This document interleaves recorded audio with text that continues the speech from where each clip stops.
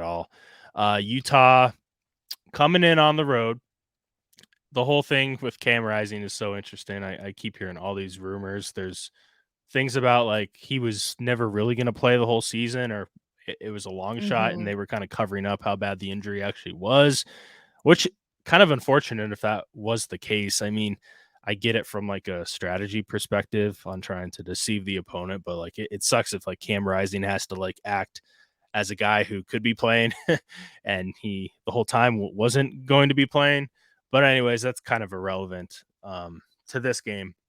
I'm showing the line at 6.5 for the Trojans, a total of 55.5, which seems pretty low for a USC game, but I think it's fair the way Utah plays offensively. They like to slow down a little bit, solid defense, and I guess the Notre Dame total last week was somewhat low too, around this. This opened up at 4 for the Trojans and 55, so it's gotten a little money on the Trojans. This line has. So, what are your thoughts on this game? I like USC in this game. I think as long as this stays at 7 or below, I'm comfortable with that as a revenge angle for both the Notre Dame game for Caleb Williams having the worst game, what potentially of his career. You know, he had Yeah, threw threw 3 interceptions and then had a sub 200-yard passing game.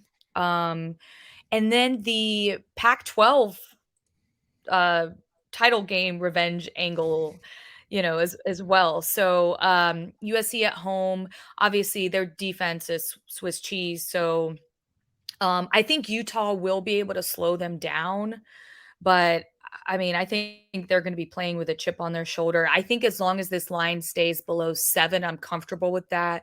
I'm with you about the Cam Rising thing. Is It's more of an annoyance than it actually really affecting things, but it's just the whole circus, and I've mentioned this before on this show, even several weeks ago. I mean, they said he was gonna play for the Florida game, hmm so when you're the first game of the and season. I yeah, and I remember we were discussing that, and I understand, there's a lot of coaches that kinda keep injury info close to the chest. Tulane, or they're notorious for that.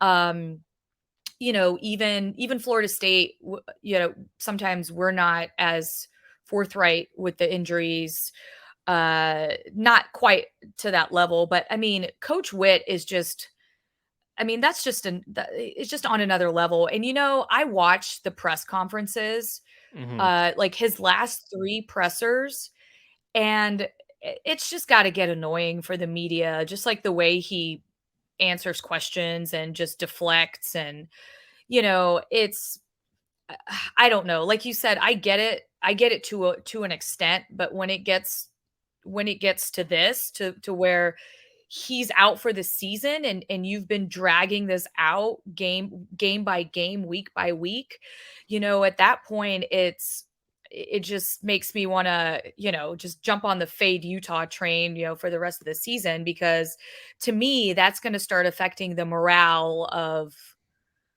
just kind of the atmosphere, just kind of taints Yeah, the atmosphere. You and know what I'm even maybe saying? like internally, and I don't know this, but maybe the players, the teammates were under the impression that he was going to play sometime this season, and then now they kind of feel like they were not being honest with, and I don't know. It's kind of a weird situation, but to the defense of Whittingham, it's the rules of college football. I mean, you don't have to really disclose this stuff, but I think at some point pretty soon here, they're gonna have to change things a little bit. I mean, the way that the NFL or the way college is, it's closer to the NFL almost than it was college football like 10 years ago in my eyes. So they might have to enact something where it's like, hey, by the day before or even a few hours before, you have to have some sort of like injury designation, because it's just I don't know. The players are kind of being used in a weird way, and I think now with sports betting becoming even more mainstream, like that's another wrinkle to it all. So I don't know. As far as this one goes, though, Iveta, I'm going to have to lean with you here. USC seems like a pretty good look. Coming back at home, I think a team that's still motivated to play well.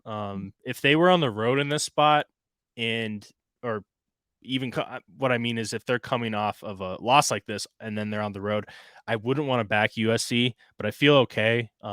Again, it being at home, there's a 6.5 at FanDuel still out there at -114, which wouldn't be a bad look. I'm pretty sure that would be I can actually do this right now. I'm going to use the odds comparison tool.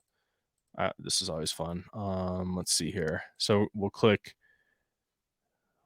Um, Sorry, I'm gonna have to just open this up.